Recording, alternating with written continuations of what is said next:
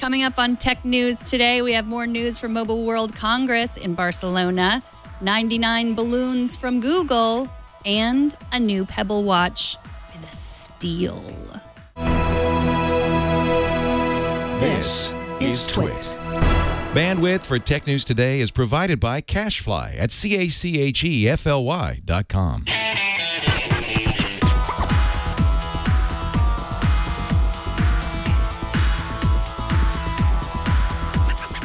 This is Tech News Today for Tuesday, March 3rd, 2015. This episode of Tech News Today is brought to you by Personal Capital. With Personal Capital, you get award-winning financial tools, unbiased advice, and a transparent view of all your investments. Best of all, it's free. To sign up, go to personalcapital.com/TNT. And by Prosper. Prosper is a peer-to-peer lending marketplace connecting people who are looking to borrow money with those who have money to lend. Visit prosper.com/twit and receive a $50 Visa gift card when you get a loan. Good Tuesday morning already. Tech News Today is the show where we talk about the tech news with the journalists who report it. I'm Megan Morrone, filling in for Mike Elgan, who's in Barcelona at the Mobile World Congress. And joining me also is Joe Panettieri, illustrious offsite co-host and After Nine's content czar. Welcome, Mike and Joe. Nice to see you, Megan. How you been? I've been good so far. It's good to have you back again today. And are you there, Mike? Sure am. I think I am. You were there before with the sun is already setting a couple minutes ago. It's setting fast. Yeah, it's setting really fast. It was, it's really beautiful here, like about 45 minutes before the show starts. The sun hits all the buildings in Barcelona. You can actually see the Sagrada Familia in the background, the famous Gaudi cathedral. And it's just a spectacular view here on the 7th floor of where our apartment is in Barcelona. Well, that's nice. And you seem to have good internet access there, and we're hearing you just fine, which is great. We worked hard to get really fast internet connectivity. It wasn't easy, and we were going through Airbnb, and this is the one place that had what we would consider acceptable internet connectivity because, of course, we're uploading gigabytes and gigabytes of files every day of the videos. Yes, I've been watching along at home in the morning while I've been brushing my teeth. So what have you, what are the things that you've...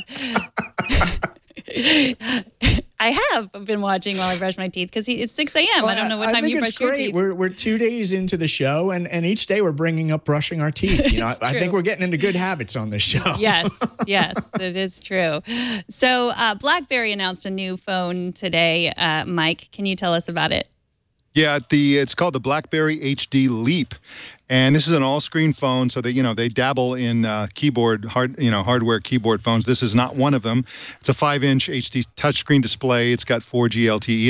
It seems like a pretty cool phone. They're optimizing it for bring your own device type of implementations. So, for example, they have dual app store fronts. One is business and enterprise. So they have things like BlackBerry World Apps, Box, Evernote, Cisco WebEx meetings, Documents to Go, etc. And then they have another store that will give you stuff like Candy Crush Saga, Pinterest, SoundCloud, etc. So they're really looking at this as a phone that you can use for both your personal life and your work life, and to make that seamless and entertaining for you, and also secure for the company, and so on. It's got great battery life, up to 25 hours of heavy use. They claim. We haven't tested that. But this ships starting in spring for around $275. So it looks like a pretty cool phone. They also hinted at some interesting phones to come. For example, they had one that's a sliding dual curve display similar to the Galaxy S6 Edge. So it looks like Samsung may lose their monopoly on weirdly curved displays. And it's also similar in appearance to the BlackBerry Torch. They've got another unnamed phone that'll come out later this year. All these should come out later this year. And it's designed by Porsche for some reason. And then the third one is a keyboard-based phone. It has a hardware, hard keyboard like the old-fashioned BlackBerry enthusiasts tend to enjoy. So that's what they announced today. And it looks like a pretty reasonable announcement. I think some people will be very happy with these announcements. Hey, Mike, in terms of BlackBerry overall, this is a really interesting week for them. Their CEO, John Chen, has essentially told the media this week that he believes the company has bottomed out and stabilized. At the same time, in addition to the phones that the company has announced, they've also announced this enterprise mobile management cloud. Basically, you plug into their cloud service, and they're going to be able to provide mobile management for both the BlackBerry devices and iOS and Android. I think it's really interesting. You're seeing these new devices. We're seeing some new back-end cloud services. They're keeping it cross-platform. What's the overall mood about BlackBerry there? I mean, Chen is telling the world that they've bottomed out, and now they've stabilized. Is that a reasonable feeling there, or is he too optimistic, do you think? I'm sure that the feeling here is that he's too optimistic simply because BlackBerry is doing what they do best. They're trying to make it good for the enterprise and for businesses primarily, and then they're also, by the way, trying to make it a friendly phone for consumers. As we've seen in the real world, the opposite is what really works. Apple now dominates the enterprise because they do it first for consumers, and then, oh, by the way, we have some enterprise stuff that should make you happy, some security, some back-end stuff. It's a pretty light emphasis when you compare it with what BlackBerry tries to do, and that seems to be the winning model, because if you can thrill consumers, and of course, everybody in business is also a consumer, then you're going to be a preferred device for, first of all, bring your own device, and second of all, the people who make these decisions like cool phones too. So I think that, yes, BlackBerry will succeed. They will succeed with governments. They'll succeed in limited ways. And I do think that he's right, that they have bottomed out, but I don't see them going beyond sort of the margins anytime soon. I think they may succeed. They may actually be profitable going forward, but I don't think they're going to become a major player anywhere near where they were just a few years ago. Well, do you think they're going to be able to compete with the Android phones? I mean, at that price point of $275? Not really, not on numbers. And, of course, that's a nice price point for a BlackBerry device. But if you really care about low price, which really isn't a huge emphasis for enterprises, Android will always be far less than half of whatever they can charge, is simply because the economies of scale, the types of companies that make it, the competition in that realm, the fact that lots of companies out there are deliberately going below break even, losing money so that they can make it up on devices.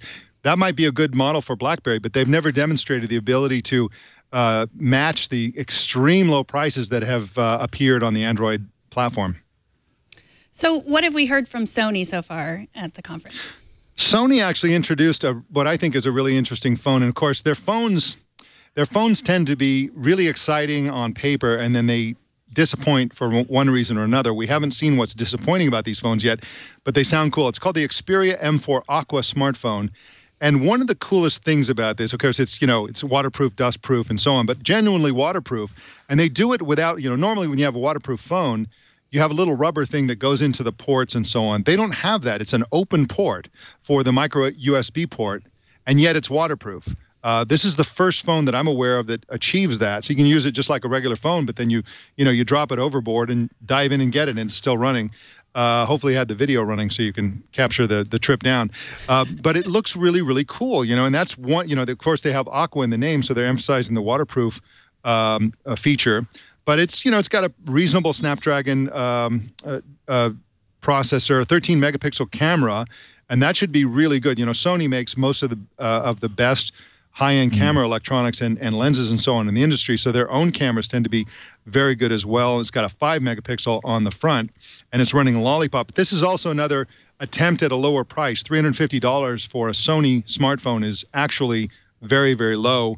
This is going to come out in the spring in Europe, and they don't have any announcement for U.S. carriers, but I would expect that in the summer or fall. So it seems like there's a lot of low prices. Is that what you're seeing a lot of at the show, like mid-range, low-price phones, as opposed to the $600 phones? It really is, because people are having a hard time competing with Samsung on the high end and Apple on the high end. If you don't have something that can go head-to-head with an iPhone 6 Plus or a Galaxy S6, a Galaxy Edge type of device, then you better have a good price, because that's really how people are looking at the market. You can get a really great phone for a really low price these days. So if you have a pretty good phone at a kind of high price, you will die in the market. So you have to just knock it out of the park with a super high-end, super powerful phone, or you better have a good price. There really isn't much room between those extremes. Hey, Mike, is most of the noise from Sony at the show, does it mostly involve phones and consumer? And the reason I ask is there's been some buzz in the media in the past 24 hours about Sony focusing its wearables push actually on the B2B market, more on the corporate business market with wearables. What's the overall mood for Sony at the event? At this show, people only care about the phones and the tablets, and they're not really looking at what they're going to do outside the consumer marketplace. In this show, it's really interesting. There's a lot of chatter for the enterprise and business as customers across the board for different devices. There's also a lot of, this is a show also for the carriers and for carrier equipment, carrier services, and software and so on. But the idea that people would think of Sony and talk about Sony as something other than a big consumer brand is something that I don't think the people at this show and the world in general are really quite ready to get their head around. It's really it would be kind of an interesting turn of events and probably not a profitable one for them. But so far, people are at this point just trying to digest the speeds and feeds of their consumer devices. So we haven't heard much from AP at the show. Did they announce anything yet? Yeah, HP had the Spectre X360 that they announced yesterday. And this is actually, I want to talk about this today because this is a really interesting hybrid tablet laptop device. What's cool about this, and let me back up for a second. They didn't really announce it. I'm not aware of an actual announcement or a big splashy presentation. They just kind of had it. It kind of crept out into the world. And it's too bad, too, because this is a really interesting device. It has an elegant design. People are saying that it looks like it was designed and built by Apple. Really great, solid feel to it. Really elegant design. It's using CNC aluminum. It just feels really cool. It's got a Quad HD display, 3 USB 3.0 ports, and so on. It ranges from $900 to $1,000, depending on storage and RAM that you choose. But this looks like a pretty, if you're into hybrid tablet laptop devices, which, I think people are ready to think about that again. For a while, when the iPad first came out in 2010, people were like, no, we want a tablet instead of a laptop. Some people said, no, I need a laptop instead of a tablet. Increasingly, as people start to wonder how they are going to actually use their tablet, other than as just something to watch movies or whatever, I see more and more people using keyboards with their tablets. So I think that the world is probably getting safer for a hybrid device like this. But again, that's called the HP Spectre X360, and it looks like a surprisingly good offering from HP. Now, Mike, is this primarily a Windows device or a Windows-only device, or is HP kicking around maybe some sort of Google relationship here? You can choose Windows 7 or Windows 8, and so it is a Windows device, and of course, I'm sure it'll be upgradable to Windows 10 at some point. Another standout thing that I should mention about this device is it's got what looks like really good battery life, 12.5 hours of battery life, according to HP. So we talked about the trend of the cheaper phones. What other trends are you seeing at the show? Well, one of the interesting trends that I didn't really see coming is innovation in the world of biometrics.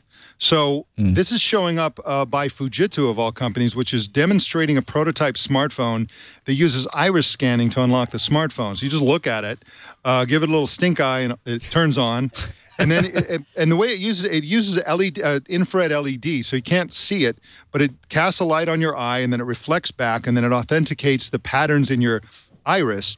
And one of the funny things about this, I thought, is that Fujitsu's taking credit for it. In their announcement and in their press release and all their materials, they're saying that Fujitsu has developed an iris authentication system. Then they go on to talk about it. A company called Delta ID had their own announcement, their own press release and so on that said Delta ID is proud to say that, to announce that Fujitsu is demonstrating Delta's active iris technology. So they're both taking credit for this. But in any event, it's an example of the innovation in biometrics. Another one is ZTE Grand S3, which is a phone by ZTE we'll never see in the United States. It's a Chinese phone for the Chinese market, but it uses iPrint ID technology. That's their own brand, iPrint ID. And that also uses iris scanning. They call it iVerify to unlock it. The difference between Fujitsu and ZTE is Fujitsu is showing a prototype phony baloney phone, and ZTE is shipping. So that's an interesting development. A third area of surprising innovation in biometrics is from Qualcomm. They announced something at the show called Sense ID. Now, what this does is it does fingerprint reading like the iPhone Touch ID does, except it's 3D. And what that means is not only do they scan the print itself, the pattern of the print on the fingers, but they also scan the depth of the ridges in the fingerprints. What that means is you can't just take a picture of a fingerprint and fool the reader. It has to be a real finger with real fingerprints, because this will detect, it'll measure if the ridges are too shallow or whatever, it won't accept the fingerprint. And some people are saying this is better than Touch ID. Another interesting thing about this Qualcomm Sense ID is that it can scan through a smartphone cover, it can scan through glass, aluminum, stainless steel, sapphire, even plastic, right through the material. So that's a really, really cool feature. And of course, it works with Qualcomm Snapdragon 810 and Snapdragon 425 processors. So what phones would that be in that? That could be in any number of phones. I mean, of course, nowadays, just about all the highest-end phones are using Qualcomm Snapdragon processors, except Samsung, which is using its own alternative. We'll see how long that lasts. But this could be a widespread technology. And, of course, Apple bought Authentec. When they discovered that Authentec had the technology for the fingerprint reader that we see in Touch ID in the iPhone, Apple snapped it up and freaked the rest of the industry out. Everybody else was like, well, that was the best one. We're all going to use that. In fact, if you on the back of the Nexus 6, there's a round circle where the Motorola logo went. That circle was originally going to be a Touch ID style fingerprint reader using Authentec's technology. We learned this fairly recently. And when Apple bought the company and denied the rest of the industry this technology, they said, you know what, it was so good and so much better than all the other technologies, we're just going to go without a fingerprint reader. So the whole industry has been waiting for something better than or nearly as good as Touch ID from Apple, Authentec's fingerprint reader, and this could be it. That's why this is such big news. Yeah, Mike, I think you're onto something here in terms of the biometrics trend. I mean, we've spent a lot of time on this show talking about password management and authentication across multiple applications, cloud services, et cetera. And even this morning, AVG Technologies, the antivirus company, came out with a single sign-on solution. But again, that's all password management. And if we can get to this biometric stage that you're describing, goodbye passwords, finally. We're finally going to be able to authenticate across multiple applications without remembering passwords. So I think you're onto something big there. I think so, too. And every time you mention biometrics as an alternative, some know-it-all smarty pants says, yeah, it's not perfect. You can fool it, this, that, and the other thing. Fact is, it doesn't have to be perfect. It doesn't have to be even great. It just has to be better than the lousy solution that is passwords, which is easily spoofed when people use, as we know, most popular passwords are 12345 or the word password. Passwords are horrible. And signatures, by the way, are horrible too. Biometrics is better than those solutions. And so, the negative Nancys should zip it, because this is much, much better than what we've all accepted already. So what are some other trends there? I know the new Samsung phone can charge wirelessly. Is that correct? Have you seen a lot of that? Yeah, it does, and it's built in, so you don't need a case or anything special. It also supports two of the big standards. Even IKEA is showing off wireless charging furniture. They're calling it wireless charging furniture. It's actually called the Home Smart line. It's actually a pad that their furniture is designed to accept this optional pad that goes on top of the furniture that will charge your devices. This uses the Qi standard from the Wireless Power Consortium. And, of course, that's supported by Samsung, Microsoft, Motorola, HTC, and a few others. Not by everybody, but still it's a widespread standard, and it's one of the more popular ones. And this is going to show up on furniture sold in North America and Europe in April. So even, as far as I'm concerned, if IKEA is selling a technology, it's pretty mainstream. So it's furniture that charges your device, because it's not exactly furniture that needs to be charged, because my couch doesn't need to be charged. Exactly. Well, that's coming. But no, yeah, the idea is that you just have a piece of furniture, a bedside table, for example, would be ideal. Just toss the phone under the table, and then the next day it's charged. You don't plug it in. You don't, crawl around on the floor looking for the cable and all that kind of stuff. You just put it on the table, and that's where we're going. It's really going to be a major convenience, and it's.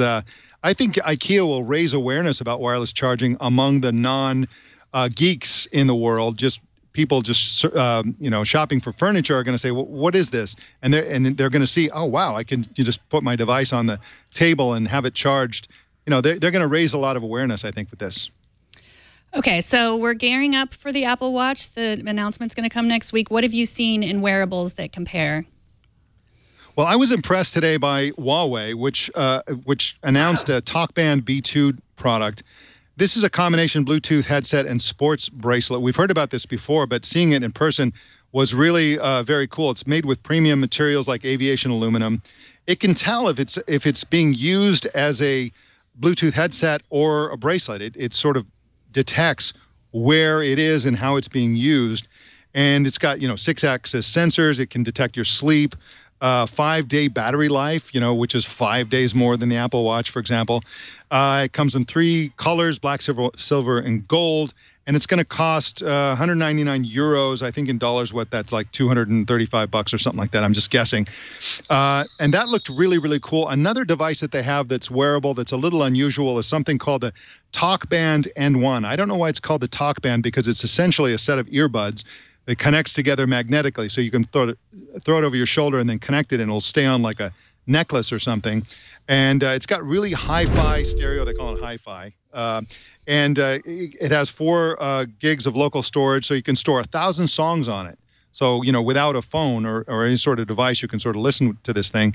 It does sports tracking. It has all kinds of really premium sound. It's really what they emphasize.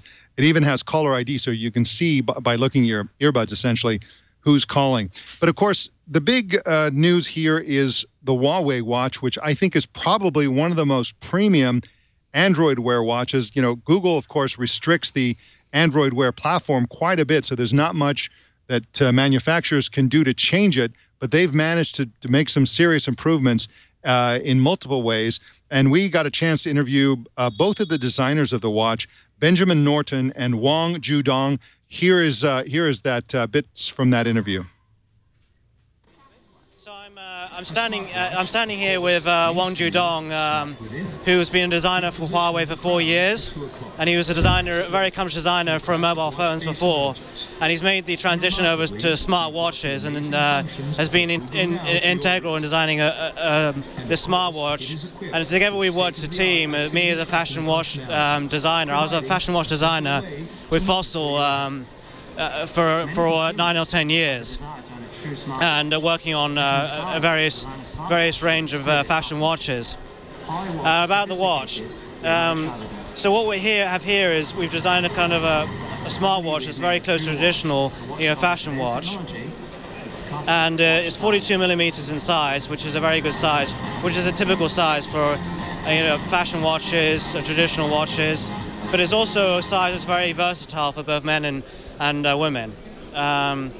Not only in terms of the size of the case, but also the size of the bracelet. We have a choice between 18 millimeters and 21 millimeters. So 18 millimeters for a woman, 21 millimeters for a guy. We also have other watch elements, which I'm going to discuss for you in a second. After you've just, so we have the crown, which is obviously an integral watch element. We also have a top ring design. And I also wanted to talk about we have a sapphire crystal, and this is the first Android Wear watch to have a sapphire crystal. And the display is a very high quality AMOLED display of 206 ppi. The display is 1.4 inches, and relative to the size of the case, which is 42 millimeters, this is extremely good. I mean, you notice a lot of the other smart watches around there's quite a thickness. But here, it's very thin around. And I also want to talk about, we have a range of dials. We have 40 dials to choose from. We can't show you more right now, but there'll be dials for like sport, traditional watch, men's and women's. And because it's of the high quality display, we have a lot of options, a lot of latitude in terms of being able to design a various range of dials. And the PPI, the high resolution, really helps us bring out the details of these dials, the indexing and the tracking and so on and so forth. And it comes in it will come in a range of colors and a range of styles: a sports style, a traditional style, and a luxury style. Now those colors are gold, silver, and black. And as you can see, that looks like a really nice watch. He didn't also emphasize the sensors inside the watch, including a barometer, a touch motor, and a built-in microphone. And so this looks like a really, really cool watch, and it's great to see innovation in the Android Wear space. I remember when the Moto 360 came out, it was the only round watch for a while, and it looked really, really premium. I think this one looks even more premium than that one did. And so that was pretty cool to see this kind of innovation coming from Huawei in the sort of wearables department. So we've seen wearables, we've seen smartphones. Is there anything else there that we haven't talked about yet? Yeah, there's a lot going on. I just wanted to highlight a product coming from Panasonic called the Nubo. And you think, well, Panasonic, that's not a brand that we associate with having really bleeding edge stuff. But what they've done is they're working on something that they're calling a drop cam killer. And when you hear about the information around this device, it really could. Now, drop cams, of course, are the cameras that we use at TWiT, so you can spy on the brick house, and we've got multiple cameras all over the place. If you go to twit.tv/dropcams. But this camera basically has SIM support, and it's battery operated, so you can unplug it from the wall, take it camping with you, and basically have drop cam like functionality remotely away from a Wi-Fi network and away from a power outlet, which is very, very cool. It's weather resistant, so you can have it outside as a security camera. It's got a 140-degree field of view, infrared night vision. It's got a motion sensor and when the motion is uploaded to the Panasonic servers, it can detect whether that motion was caused by a human or something other than a human. And if it's a human, it will give you a certain type of alert or upload the video, whatever. You can tell it what to do when it detects some kind of human motion where there shouldn't be. And this is going to cost about $250, and the data plan will cost $7 to $10 a month. And that'll, again, for the mobile broadband and so on. And you can get, they have multiple tiers of what you can pay, 250 alarms per month, or you can get a $50 per month plan that delivers 2,500 alarms per month, et cetera. The downside of this is that it's not coming until the end of the year at the earliest. So this isn't something that's available today or anytime soon. This is going to come later. And who knows what Dropcam itself will come out with by then. But this is somebody who's competing with Dropcam. And, again, the thing that will really count in this space is how easy it is to use. Because if it's hard to use like almost every other, home Wi-Fi, home camera system, then it's a dead in the water. If it's as easy to use or easier to use than Dropcam, then this could be a real contender. Now, did I hear you correctly when you said you could bring it camping? Yes, you can. As long as you have a cell phone signal, as long as you're within range of being able to get data on your smartphone, you'll be able to upload pictures, do all the things you would normally do with this, because again, it's battery operated and can operate on the mobile broadband network.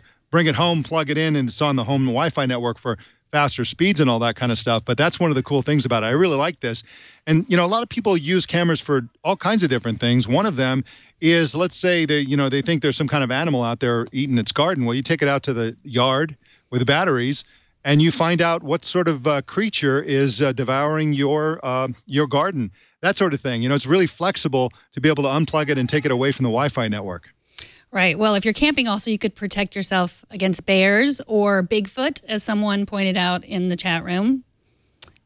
Exactly. If the bears steal your picnic baskets, then you'll have evidence and upload it to YouTube and, have a viral hit on your hands. Right. Exactly. Well, thank you so much, Mike. You'll be joining us again tomorrow on TNT, and then you live stream 6 a.m. Pacific, right, at live.twit.tv? That is correct, and we're uploading packages left and right, so look for those all day at live.twit.tv. So we'll see you again tomorrow. Well, have a nice rest, and we'll see you tomorrow.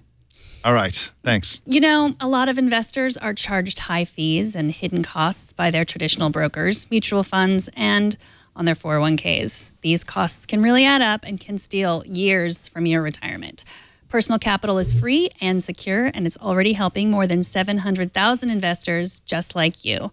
You can identify and eliminate high fees and manage and grow your wealth. It's your money, so why don't you keep more of it?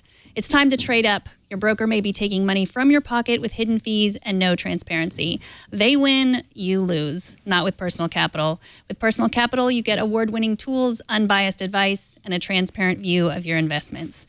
It's really a win-win. Personal Capital is a complete, intuitive financial dashboard with all your accounts in one place so you can make smarter financial decisions and manage your portfolio like a pro.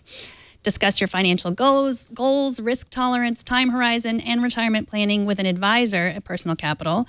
This is a new free offer. All you have to do is track your accounts that are worth $100,000 or more on the Personal Capital dashboard, and you'll qualify for a 30-minute review. You also get tailored advice on optimizing your investment. So why wait? Now is the time to take control of your financial future. Personal Capital gives you total clarity and transparency to make better investment decisions right away. So get a free no-obligation portfolio consultation when you link $100,000 or more in assets on the Personal Capital dashboard. It's easy to do, and the results may benefit you and for the rest of your life. As soon as you link your accounts with $100,000 or more in assets, Personal Capital will contact you for a free 30-minute portfolio consultation.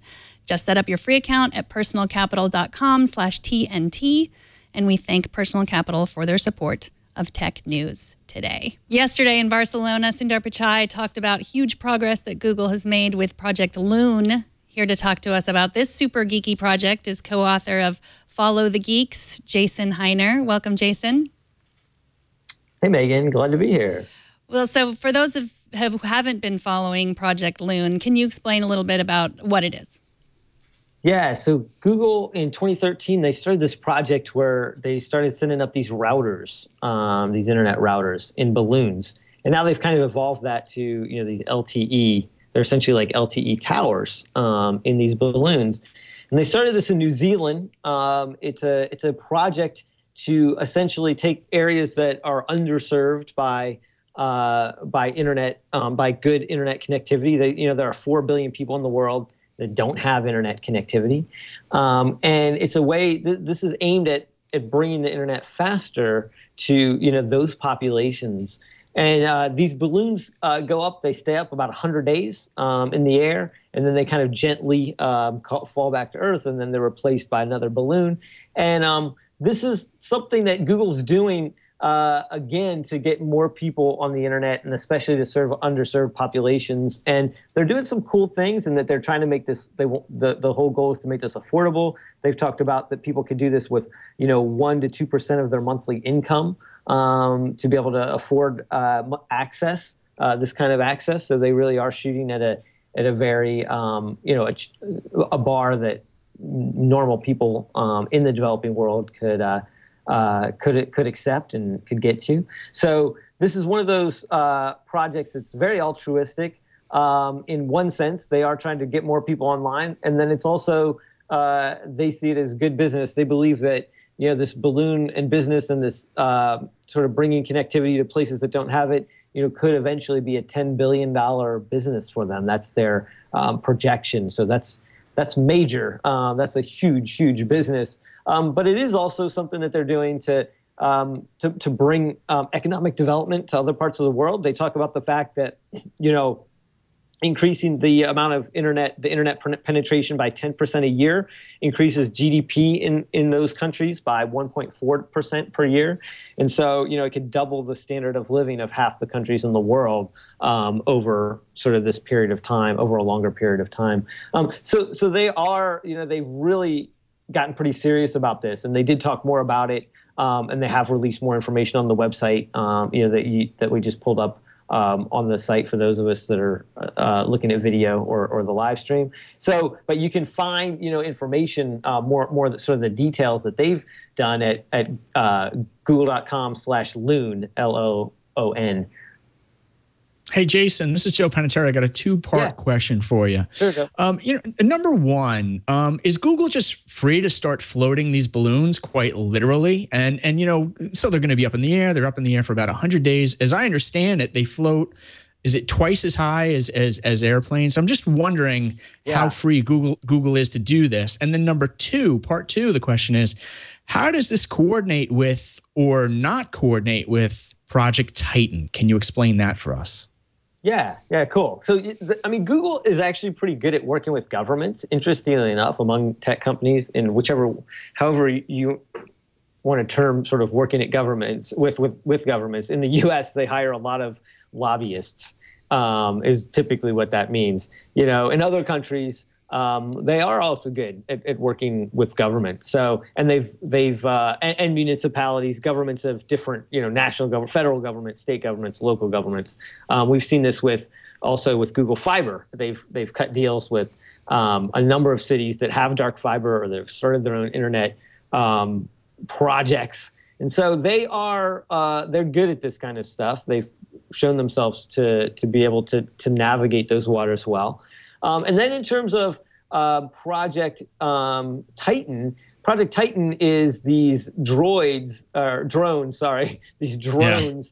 are running the internet as well. Similar project, and they have said that these two projects will interoperate. That the flying solar-powered internet drones that bring internet to users are similar and will interoperate in a similar kind of mesh with the balloons. And so the balloons, they've got new trials that they're working on in Central California and in northern Brazil. And so they are doing more, and they're taking this forward, and they want to do more with it. And they say that it's that they're serious about this and the interoperability of both these projects. Project Luna has been around a little longer. The drones project, Project Titan, is a little newer. But they are essentially, going after the same, trying to solve the same problem, which is bringing internet to more people, bringing it to the developing world, bringing it to places where, there isn't as much good internet or any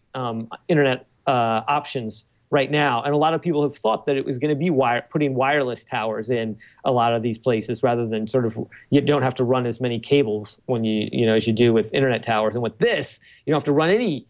You don't have to run any, or you have to run a lot fewer, because obviously these things still have to eventually connect to some kind of terrestrial internet piece, but a lot fewer of them. They are basically, these balloons make a giant mesh network in the sky, like you said, higher than airplanes are flying. And so it's a really, really ambitious project, but Google is apparently showing that these things can be successful and effective. And yeah, we'll see. They've been talking about this for a couple of years, and their latest thing shows that they're making progress, and they're still serious about it. So do you think that from what you've learned about it, do you think it's going to be something that they'll see to fruition, or do you think it might end up like a Google Glass situation where they've tried it and given up on it at some point? Yeah, it always could, but I do think that the difference between this and like Glass is, Glass really is more of a hobby. They talk, Apple talks about things as hobbies. Google has lots and lots of hobbies. They really have kind of one serious business, which is search advertising. And this directly affects their bottom line. They've said that the more they can spread internet around the world, the more people search, the more people, the more it affects their bottom line. And so that's why I think with fiber, Tech Republic's done a number of really in-depth stories on fiber by Connor Forrest, our staff writer who covers Google. And we believe that they're serious about fiber, and that fiber will become a big part of their business long term, because it does affect their other business. And also, it's a market where they can go in and do some things where there isn't a lot of high customer satisfaction, and where, like with 4 billion people that haven't connected to the internet yet, there's still a lot of room for them to go in and connect people and countries and areas that haven't been connected. So it's a pretty huge opportunity. They know what they're doing there. Like I said, they've gotten pretty good at working with government. So I expect them to see this through. At least, Megan, in small. I think we'll see some things like we've seen with fiber. They'll pick a few places to go ahead and roll this out, and then see how it goes from there. But yeah, I think that I don't expect this thing to fizzle out before it comes to market, at least in a small way. Well, I hope you're right. So, Jason, you were on Leo's show on Sunday on Twit talking about your book, Follow the Geeks. Those people who haven't seen that episode yet, can you tell us a little bit about what you're doing with this book? Sure. So this is a book that I'm co-writing with Lindsay Gilpin, and it's called Follow the Geeks, like you said, and that literally is the premise. The idea is that the world of work is becoming a lot more entrepreneurial. Companies are thinning out the people. Big companies are thinning out the people they hire to their kind of core competencies, as they call them, which is creating more opportunities for entrepreneurs and small businesses and consultants and that kind of thing. And so the future. In the future, there are going to be a lot more people who are self-employed and who are independent and who are, more entrepreneurial. And so we found 10 people that are kind of already there and have been there for a while. And we're writing a chapter about each one. So the book will have 10 chapters. It will be released in the second half of this year. But, the thing about a nonfiction book is it takes you a while to research, and then it takes a while to write, and then you get it all together, and then you release it. By the time you release it, it's out of date. So for that reason, there were a couple things we wanted to do, and we felt like, that books haven't really done a very good job of taking advantage of the power of the internet.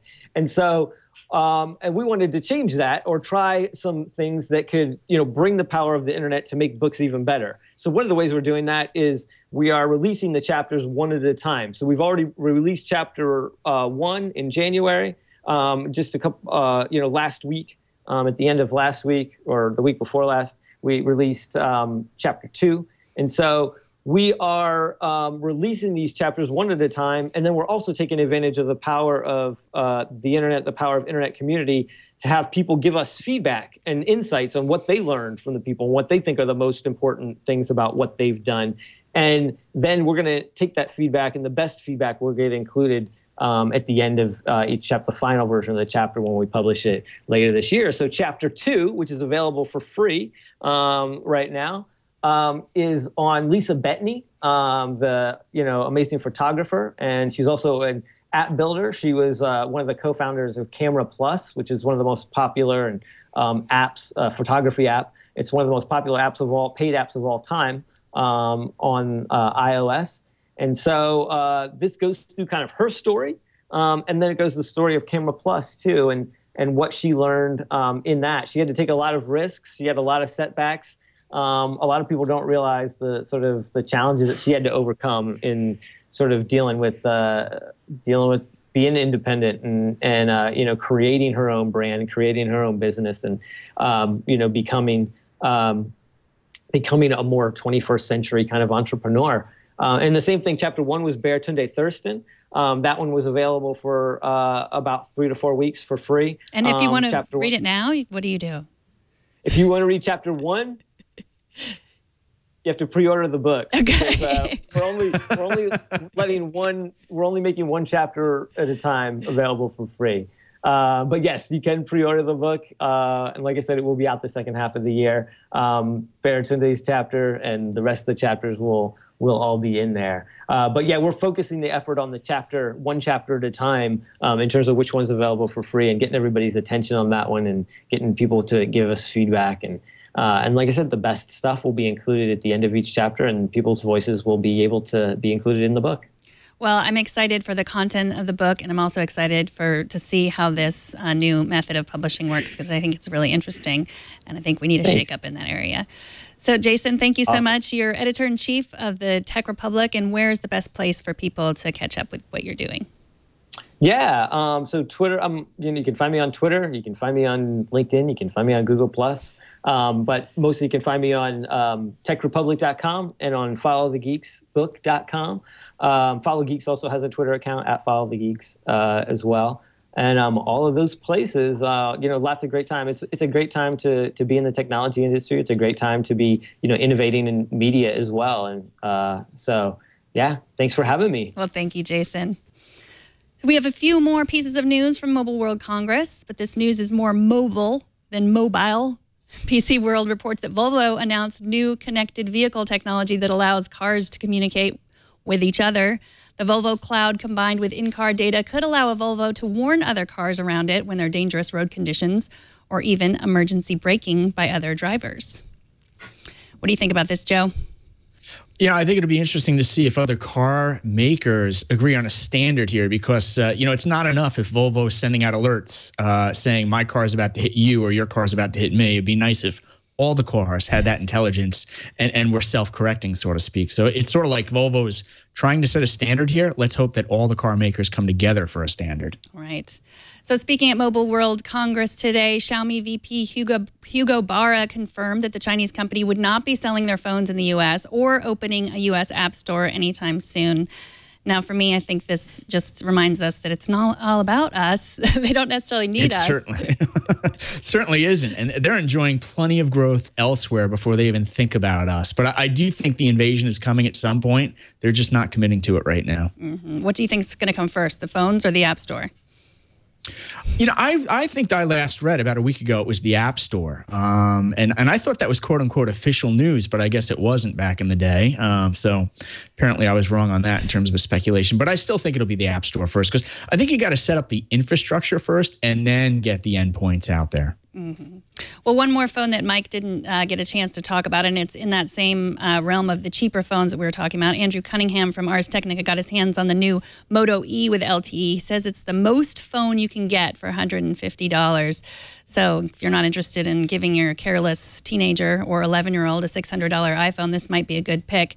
The new Moto E runs Android 5.0.2, but we'll be getting a minor update to 5.1 soon. And Twitter just took another swipe at their troll problem. Last week, they announced that they would try to start tracking trolls through their mobile numbers. Twitter doesn't require anyone to give them their phone number off the bat, but if a company thinks that a user is harassing someone and they suspend that account, they will require the user to provide a phone number to reclaim it.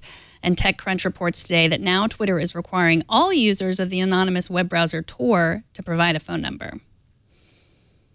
I don't know. I don't know. I mean, the big question I have is how many people are going to be manning these phone lines for Twitter when something does go wrong, when there is a complaint? Is Twitter really going to be paying people to dial out to these phone numbers and or check out the complaints?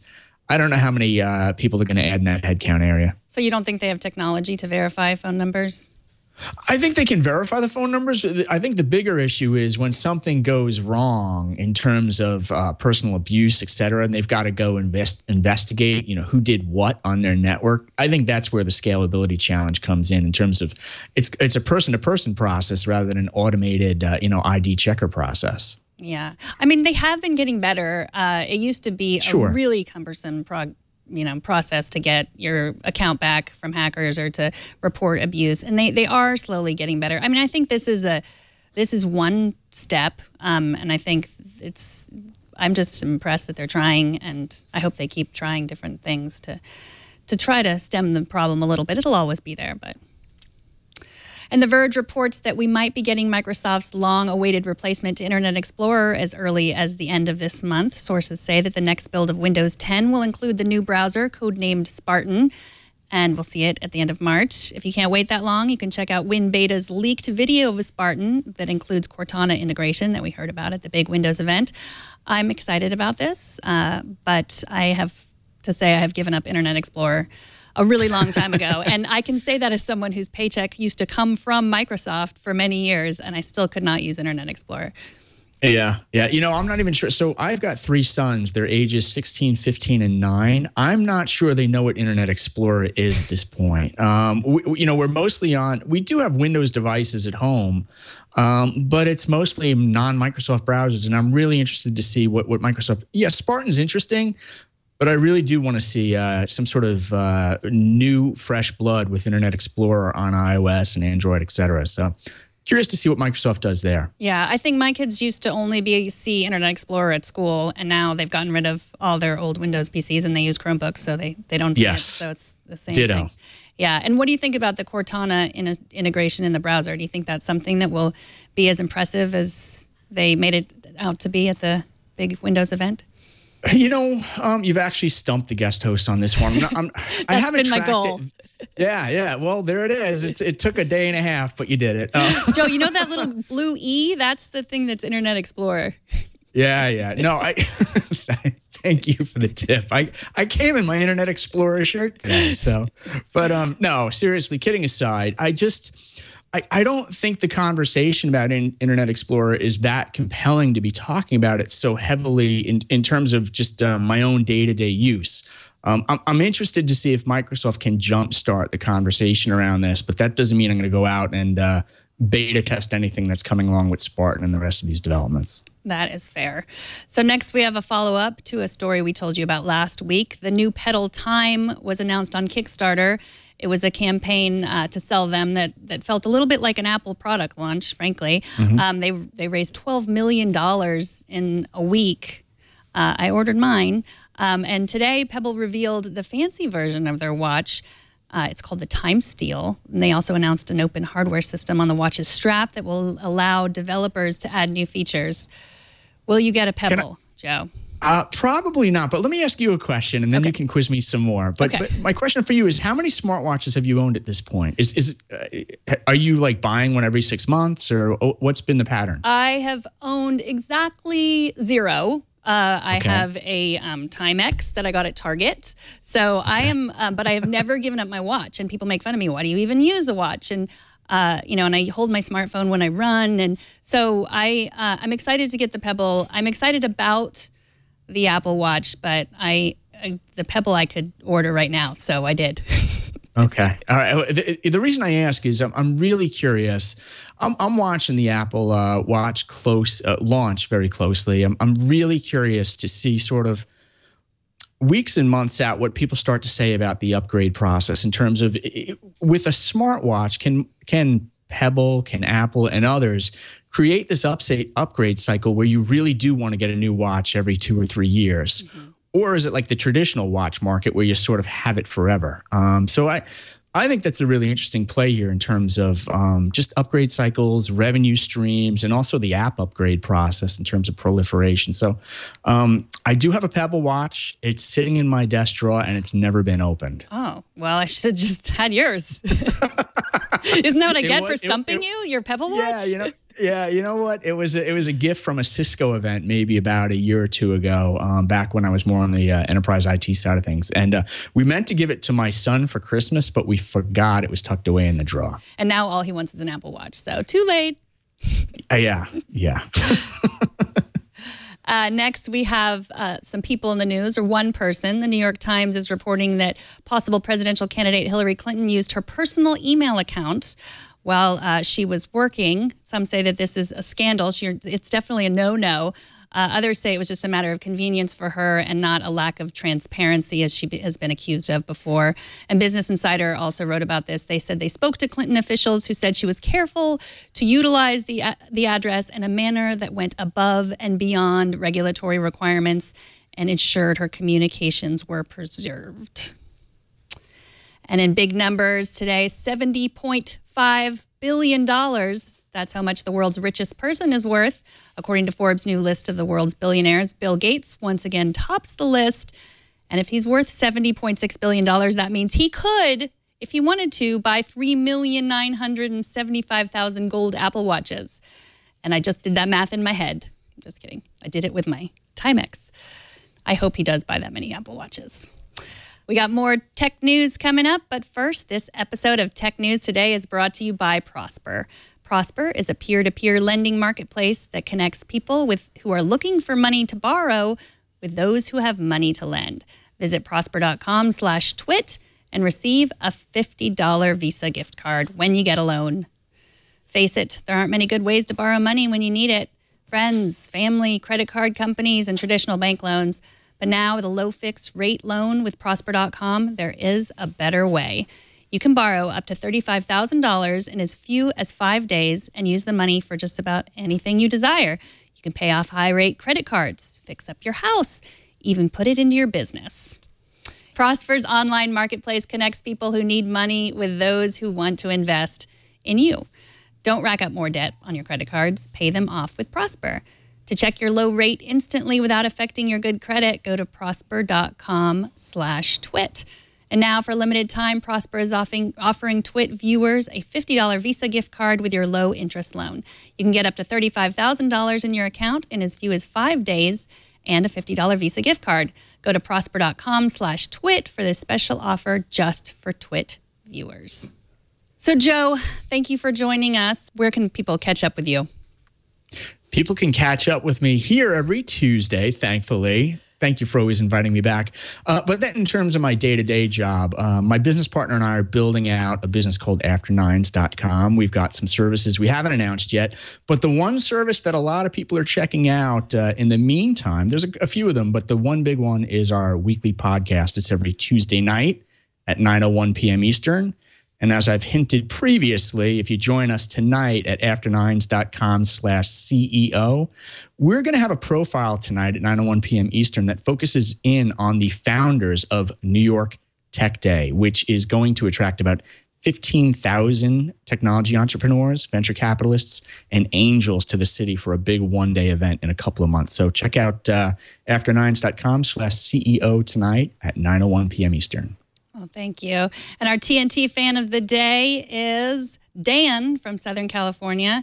He listens during his commute, which is 20 hours a week. So I'm glad that you listen. You might have to also listen to some tech news tonight, not to give you a plug or anything, but you probably have enough hours. How do you watch or listen to TNT? Just record a video or take a picture of yourself or your setup and post it on Google+, Twitter, or Facebook, and use the hashtag HowIWatchTNT, and we'll find it. And a quick reminder about tonight's podcast at Tech News Tonight. That's tonight. And you can also subscribe to Tech News Today on Stitcher or iTunes or any of your favorite places. You can also choose your way to just subscribe at twit.tv/TN2. You can watch us live every weekday at 10 a.m. Pacific, 1 p.m. Eastern. That's 1800 UTC at live.twit.tv, or use the app or browser plugin of your choice, which you can find at twit.tv/apps. And if you're ever in the San Francisco Bay Area, come on in and watch us live. Also follow us at Twitter at Tech News Today TV. And if you're a technology news fan, and I know that you are, come hang out with us in our Google Plus community. Just search Google Plus for Tech News Today and subscribe to our subreddit at technewstoday.reddit.com, where you can pitch stories and Mike or I will take a look and hopefully use some of them. You can also follow me on Twitter at Megan Morrone. Let us know what you think. Send us an email to tnt@twit.tv or call 260-TNT-SHOW. And also don't miss Tech News Tonight at 4 p.m. Pacific every weeknight. That's it for Tech News Today. My name is Megan Morrone. Thanks for tuning in. We'll see you tomorrow.